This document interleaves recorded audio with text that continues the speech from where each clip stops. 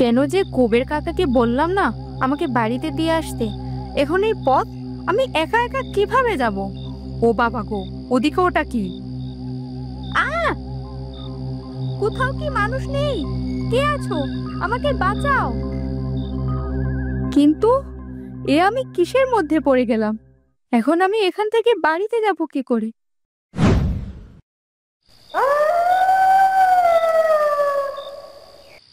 আরে শেফালি, কলমি তো দুপুরবেলায় আমার বাড়িতেই এসেছিল। তারপর বলল কিরণকে নিয়ে নদীর পাড়ে যাবে, আর তারপর বিকেলবেলা ওরা দুজনে একসাথে আবার এখানে আসে, একসাথে ভাতও খায়। তারপর কলমি তো বাড়ির দিকেই গেল। ও মা কিরণ, আমার কলমি কি এখানে এসেছে? সেই কখন থেকে মেয়েটাকে খুঁজছি, কোথাও নেই। হ্যাঁ গো কাকি, কলমি তো সেই অনেক আগেই বাড়ির দিকে গেছে। তাহলে বাড়িতে না গেলে কলমি গেল কোথায়? আমিও তো কিছু বুঝতে পারছি না রে মা। হায় বিধাতা, আমার মেয়েটা তাহলে কোথায় গেল? সন্ধ্যা পেরিয়ে গেছে, এখনো ফিরলো না। আমি তো ভেবেছিলাম ও তোদের সাথেই আছে। তুমি কেঁদো না দিদি, কলমি নিশ্চয়ই কোথাও আটকে গেছে বা কারো বাড়ি গিয়ে গল্প করছে। এত দুশ্চিন্তা করার কিছু নেই। না মা, ব্যাপারটা ঠিক মনে হচ্ছে না। কলমি কখনো এভাবে এত দেরি করে না। আমার মনে হচ্ছে কলমি নিশ্চয়ই কোনো বিপদে পড়েছে। আমি এখনই ওকে খুঁজতে বের হব। ও কিরণ মা, শিগগিরই আমার কলমিকে খুঁজে নিয়ে আয় মা। ও দিদি, চলো আমরা সবাই মিলে কলমিকে খুঁজতে যাই। আর তুমি কোনো চিন্তা করো না গো, তোমার কলমির কিচ্ছু হবে না। দেখো, এত ভালো মেয়ের সাথে বিধাতা কোনো অঘটন ঘটাতেই পারেন না। ওমা শিগগিরই চলো, আর দেরি করা যাবে না। বেশি দেরি হলে যে মহা বিপদ ঘটে যাবে গো। ঠিক আছে, এবার সবাই দ্রুত বের হই। আমরা সবাই মিলে খুঁজবো। সবাই একসাথে খুঁজলে কলমিকে ঠিক খুঁজে পাওয়া যাবে। তুমি ঠিক বলছো মালা। আমি জানি না আমার এই বোকাশোকা মেয়েটা কোথায় গেল। না জানি কোন বিপদে পড়লো সে। তুমি কোনো ভয় পেও না গো কাকি, আমি তোমার কলমিকে ঠিক খুঁজে আনবো। আর মালা মাও তো আমাদের সাথে আছে। এমনও তো হতে পারে রাত হয়েছে বলে কলমি ভয়ে জঙ্গলের কোনো ঝোপ বা রাস্তার মধ্যে আটকে গেছে। এমনটাই যেন হয়, বড় কোনো বিপদ যেন না ঘটে। তুমি দেখো বিধাতা। মা, আমাদের হাতে আর সময় নেই। আমরা এখন আর এক মুহূর্ত সময় নষ্ট করতে পারি না। চলো তো মা, দ্রুত বেরিয়ে পড়ি।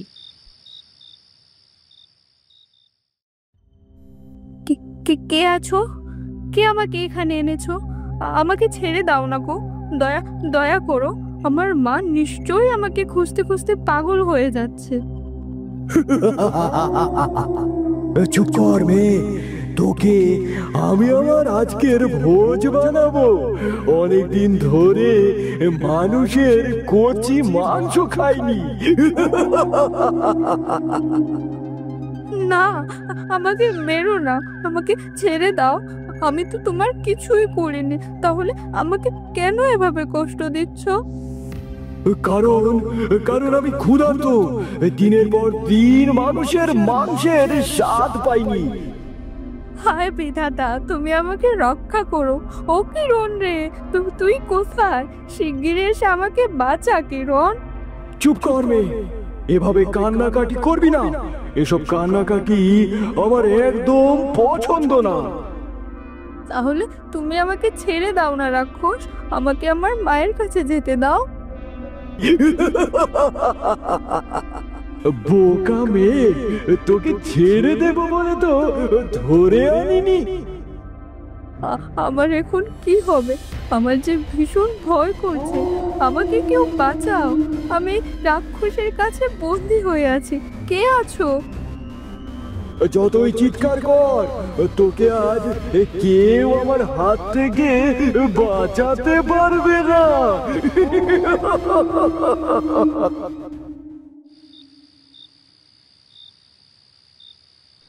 ও কলমি, কলমি, কোথায় গেলি রে তুই? ও কলমি, মারে কোথায় আছিস রে মা? তুই যেখানেই থাক একটু সাড়া দে। ও মা কলমি। কলমি, তুই কি আমার ডাক শুনতে পাচ্ছিস? আমার কথা শুনতে পেলে সাড়া দে। কোনোভাবে আমাদের বোঝা তুই কোথায় আছিস। কিরণ, তুমি এখন এই জঙ্গলে? কিছু কি হয়েছে? বিট্টু, তুমি এসেছো বন্ধু? আমি যে ভীষণ বিপদে পড়েছি। বিট্টু, তুমি কি আমায় সাহায্য করতে পারবে?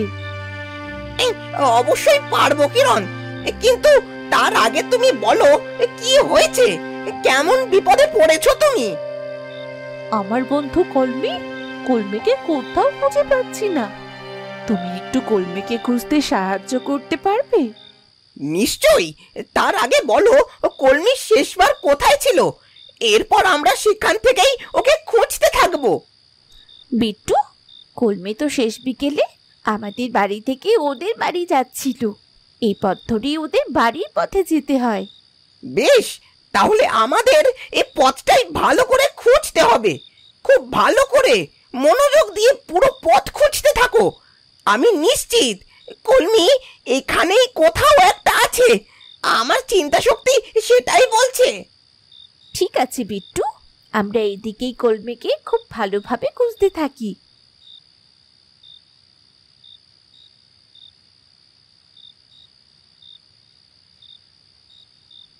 কিরণ, এই দেখো, এই তো এই জায়গার মাটিতে কেমন যেন লাগছে।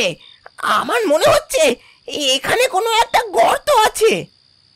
তুমি কি সত্যি বলছো বিট্টু? সত্যি এখানে কোনো গর্ত আছে? কিন্তু গর্ত খুঁজে আমরা কি করব? আমাদের তো কলমিকে খুঁজতে হবে। এসব বলে আর কোনো সময় নষ্ট করো না কিরণ, আমাদের এক্ষুনি এই গর্তের মধ্যে নামতে হবে। আমি এখানে কলমির কথার আওয়াজ পেয়েছি।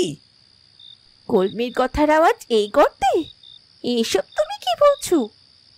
আহা কিরণ, বললাম না বেশি কথা বলে সময় নষ্ট করো না। আমি এখন গর্তে লাফ দেব, তুমি আমার ল্যাজ খুব শক্ত করে ধরে রাখো। ভয় পেও না কিরণ, আমি তোমার কোনো ক্ষতি হতে দেব না। ঠিক আছে বিট্টু, তুমি যা বলছো তাই হবে।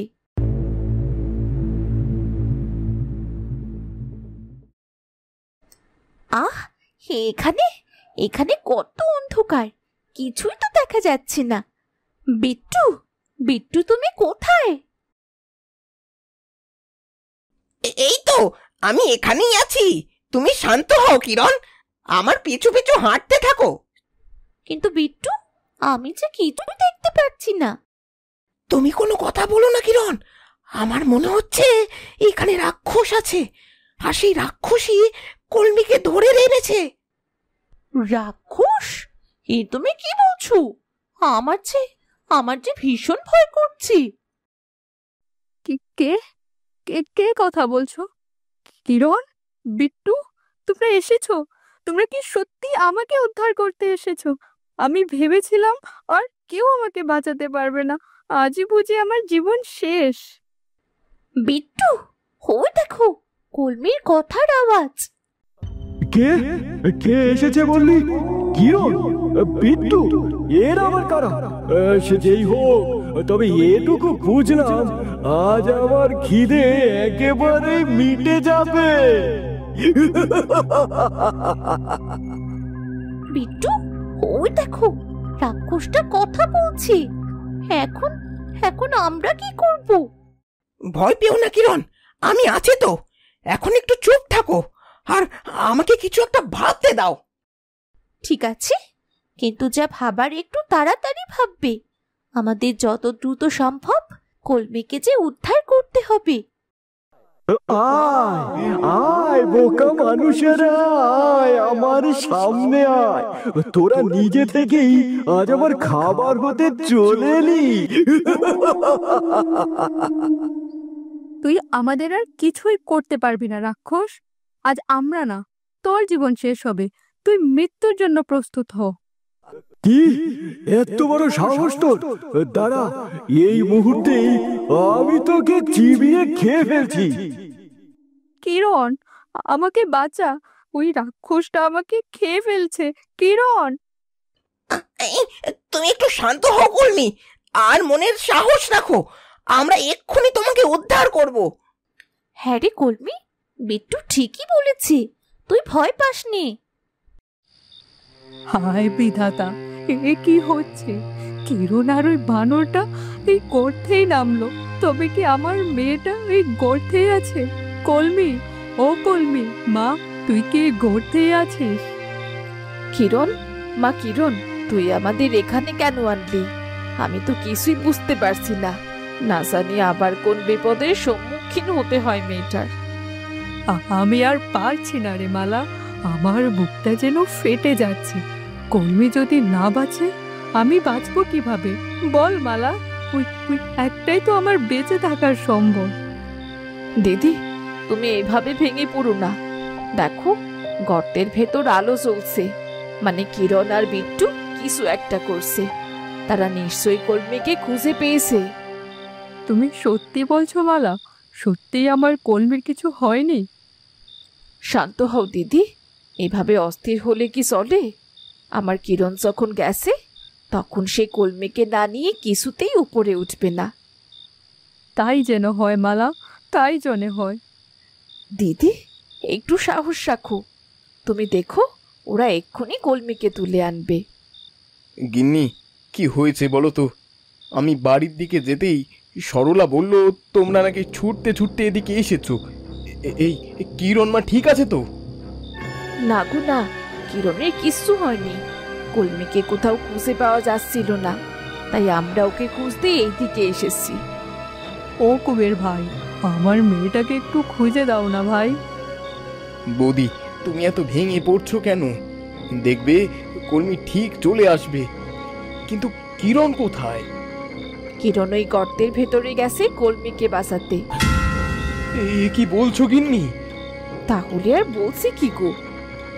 ঠিক আছে, তোমরা শান্ত থাকো, আমি দেখছি কি করা যায়। বিট্টু, আমাদের দ্রুত কিছু না কিছু করতে হবে, নয়তো ওই রাক্ষসটা কলমিকে এখনই খেয়ে ফেলবি। চিন্তা করো না কিরণ, আমি জানি কিভাবে এটি আটকানো যায়। তুমি কেবল আমার নির্দেশ অনুসরণ করো। বলো বিট্টু, তুমি যা বলবে আমি তাই করব। প্রথমে আমাকে এই রাক্ষসের মনোযোগ সরাতে হবে। আমি রাক্ষসের সামনে গেলেই তুমি কলমির দিকে এগিয়ে যাবে এবং কলমির হাত ধরবে। ঠিক আছে বিট্টু।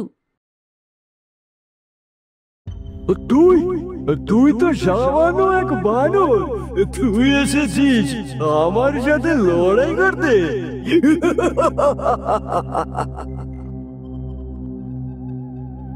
কলমি, তুই দ্রুত আমার হাতটা ধর, এবার আমরা একসাথে পালাবো। কিরণ মা, তুই আমার কাছে আয়। বাবা, বাবা তুমি এসেছো? তুমি ওখানেই দাঁড়াও বাবা, আমি কলমিকে নিয়ে এক্ষুনি আসছি। কিরণ, তুমি দ্রুত তোমার বাবার হাত ধরে পালাও। কিন্তু বিট্টু, তোমাকে আমি একা রেখে কিভাবে যাব? আমি যা বলছি তাই করো কিরণ। কলমি, দ্রুত বাবার হাত ধরে উপরে উঠে যা। ঠিক আছে কিরণ, আমি উপরে উঠছি, তুইও আমার পর উপরে আসবি। কলমি, আমার কলমি, তোর কিছু হয়নি তো মা? না মা, আমি কিরণ আর বিট্টুর জন্য বেঁচে আছি। কিন্তু বিট্টু, সে কোথায়? হোমা কিরণ, বিট্টু, বিট্টু কোথায়? বিট্টু এখনো রাক্ষসের সাথে লড়াই করছে মা। হায় হায়, এখন কি হবে? বিট্টু কি পারবে একা ওই রাক্ষসের সাথে লড়াই করতে? ঠিক আছে, এখন সবাই শান্ত থাকো, আমরা সবাই নিরাপদে আছি। এবার বাড়ি চলো। বিট্টু উপরে না আসা পর্যন্ত আমি কিছুতেই বাড়ি যাব না বাবা। আমি যা বলছি তাই করো কিরণ। প্রয়োজনে সকালে বিট্টুর সাথে দেখা করো। এখন চলো, এখানে থাকাটা আমাদের জন্য নিরাপদ নয়। কিন্তু বাবা। আমি যা বলছি তাই হবে কিরণ, আমি তোমার আর কোনো কথাই শুনতে চাইছি না।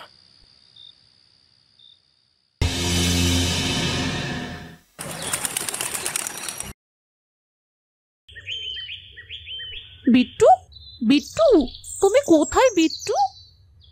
বিট্টু, আমার ডাকে সাড়া দাও বিট্টু, আমার যে ভীষণ ভয় করছে। তুমি কি সুস্থ আছো নাকি কাল রাতে না, এটা কিছুতেই হতে পারে না।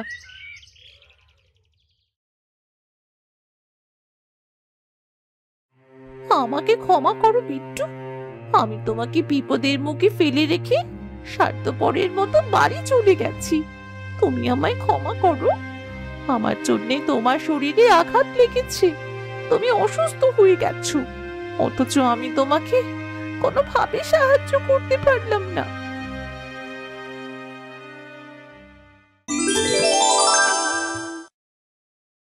বিট্টু না, মানে তুমি তো বিট্টু নাও। তাহলে তাহলে তুমি কে? আর আমার বিট্টু, আমার বিট্টু কোথায়? আমি তোমার বিট্টু কিরণ, আমাকে তুমি ভালো করে দেখো। বিট্টু তো একটা বানর ছিল, আর তুমি তো মানুষ, তুমি বিট্টু হও কি করে? বিশ্বাস করো কিরণ, আমি সেই বিট্টু যে এখন তার আসল রূপে ফিরে এসেছি, সেটাও কেবলমাত্র তোমার জন্য। আমার জন্য? কিন্তু কিভাবে? আমি তো তোমার কোনো কথাই বুঝতে পারছি না। তুমি কে? আর তোমার নাম? তোমার নাম কি? আমি মেঘরাজ। আপাতত এইটুকুই জেনে রাখো, পরে আমি তোমাকে আমার সম্পর্কে সব কিছু খুলে বলবো। মেঘরাজ, তুমি কি তাহলে সত্যি মানুষ? হ্যাঁ কিরণ, আমি সত্যি মানুষ। এই দেখো, তোমার সামনে বসে আছি, কথা বলছি। এখনো বিশ্বাস হচ্ছে না? হয়েছে, কিন্তু আমি বানর হয়েছিলাম কি করে? সে তো বিশাল কাহিনী, সেসব পরে বলছি, কারণ আমি এখন ভীষণ ক্লান্ত। আপাতত এতটুকু বলছি, আমি একজন ঋষির অভিশাপে বানর হয়ে গিয়েছিলাম, আর যেটা তোমার চোখের জলের ফোঁটায় কেটে গেছে। বলতে পারো তোমার কারণেই আমার অভিশাপ কেটে গেছে। আমার জন্যে তোমার অভিশাপ কেটে গেল? কিন্তু কেন? এটা আমিও জানি না কিরণ, আমারও তোমার মতো একই প্রশ্ন মনের ভেতর জেগে উঠেছে। জানি না এর উত্তর কে দিতে পারবে। কিন্তু এখন এখন তুমি কোথায় যাবে? আমি জানি না কিরণ। তো বন্ধুরা, বানর থেকে মানুষ, কে এই মানুষ? আর কিরণের চোখের জলের সাথে তার কি সম্পর্ক?